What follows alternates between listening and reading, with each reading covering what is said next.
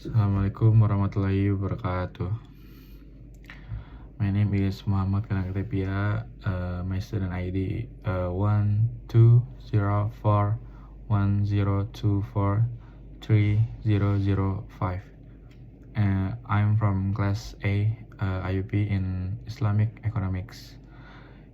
In this presentation, I will discuss and critically analyze the topic about comparing Islamic capitalist and socialist economic system. The study of economic systems is not just an abstract academic discussion. Every system reflects a worldview, a philosophy of life, and a set of values that shape how people organize production, distribution, and consumption of research. Capitalism dominates much of the modern world economy. Socialism has shaped large parts of history and continues to influence policy debates, while Islamic economics offers a distinctive approach that integrates spiritual, moral, and material dimensions. By comparing these three, we can better understand their strengths, weakness, and relevance to contemporary global challenge. When we compare Islamic, capitalist, and socialist economic systems, the first thing we must understand is that each one emerged from a different worldview. Capitalism was born out of the Enlightenment and industrial revolution, emphasizing secular rationalism, human autonomy, and the belief that the pursuit of individual self-interest will ultimately benefit society as a whole. Adam Smith's ideas of the invincible hands reflect this foundation, where personal profit seeking indirectly promotes social welfare. Socialism, on the other hand, emerged as a reaction to capitalism inequalities. Marx and Engels argued that economic life is driven by class struggle, and that only through collective ownership and central planning could society eliminate exploitation and achieve equality. In contrast, Islamic economics begins from a completely different premise, that the belief in the oneness of God or Tawhid, human responsibility as Khalifah or vice king on earth, and the idea that wealth ultimately belongs to Allah. Humans are entities who will be held accountable for how they acquire and spend wealth. The purpose of economic activity in Islam is not merely material prosperity, but achieving falah, through success in this world and the hereafter. From this worldview, we move to the question of values and morals. In capitalism, morality is largely external to economics. The market is assumed to be value neutral, governed by supply and demand, and ethics is a matter of individual choice or external regulation. Profit maximization becomes the central guiding principle. Socialism places a stronger emphasis on equality and solidarity.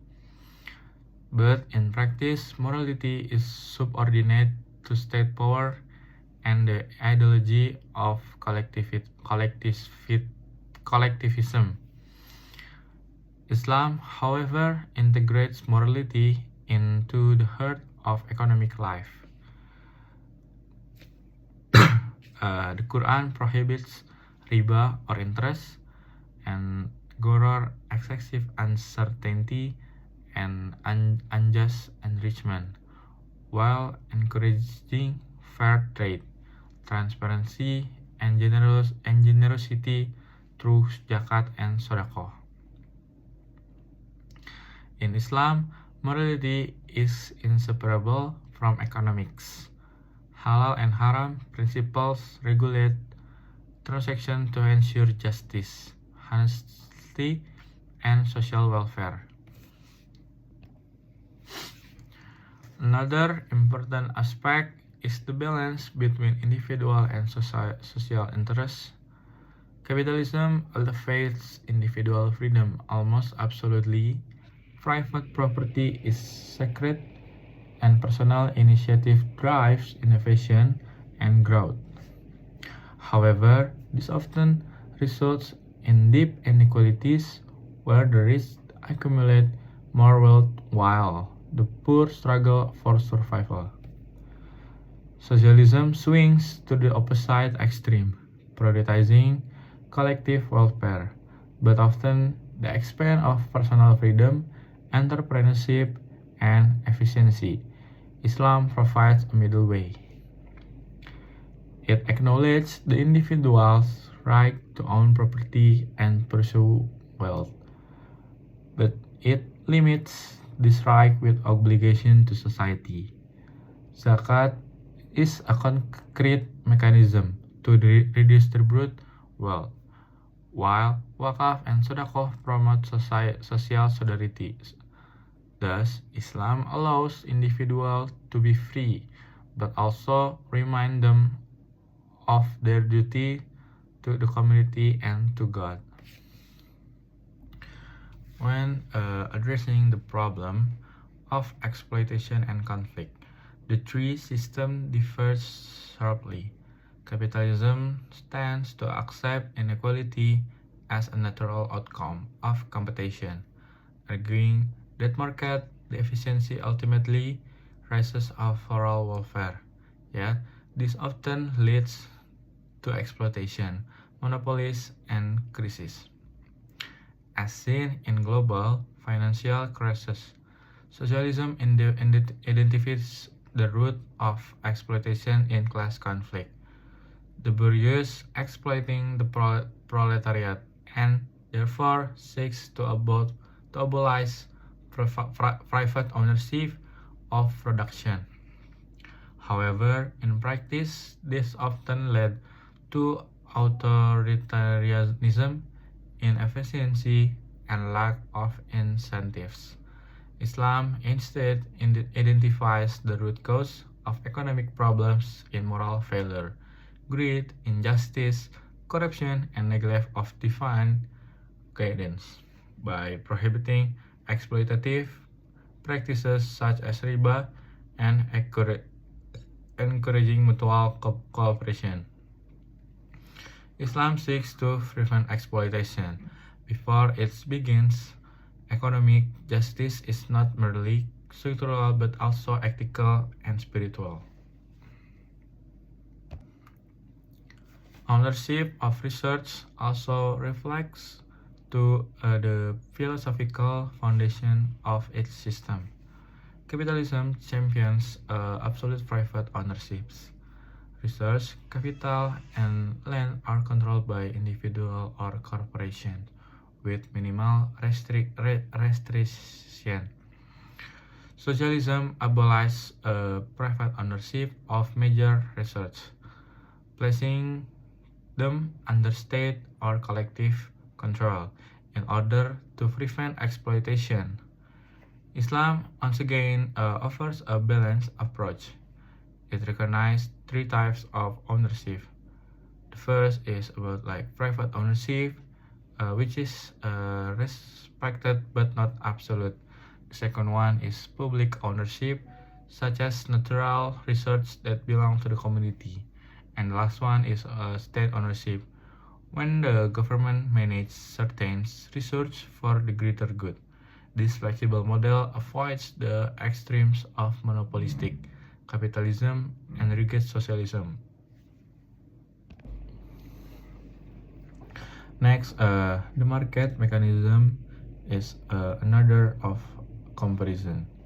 In capitalism, the free market is almost sacred. Prices are determined solely by supply and demand. The government intervenes only minimally. In socialism, markets are heavily controlled or even abolished, with price set by the state according to planned targets. Islam accepts the market mechanism but introduces moral and legal boundaries. The Prophet Muhammad encouraged free trade but warned against price manipulation, fraud, hoarding, and dishonesty. The Islamic market is free but ethical, where competition exists but within the limits of Sharia. Finally, we must examine the role of government intervention. In capitalism, the government role is minimal. Protect property rights, maintain contracts, and enforce competition laws. In socialism, the government plays a maximal role, planning production, controlling research, redistributing wealth, and directing the economy. Islam recognizes the state as guardian of justice. The government intervenes when necessary, collecting and distributing zakat, regulating markets through the Hizbah institution, ensuring fair competition, preventing exploitation, and providing social welfare. This role is neither minimal nor maximal, but situational, guided by the principle of justice and public interest or maslahah. And the next one, we will next to the conclusion. From this comparative analysis, we can conclude that each system reflects as distinct philosophy. Capitalism elevates freedom but risks inequality and exploitation. Socialism emphasizes equality but often sacrifices efficiency and individual liberty. Islam presents a holistic system rooted in divine guidance, balancing individual rights and social responsibility, integrating morality and economics, and ensuring that wealth serves both worldly prosperity and eternal salvation. Next, in the contemporary world, pure capitalism and pure socialism are rare. Most countries adopt mixed system, combining elements of both.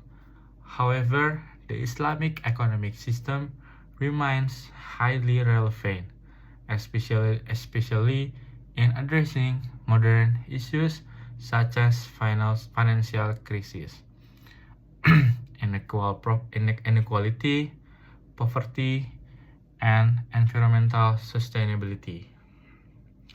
Its principle of prohibition of riba, emphasis on ethical finance, and institutionalized distribution through zakat provide unique solution that neither capitalism nor socialism can fully offer.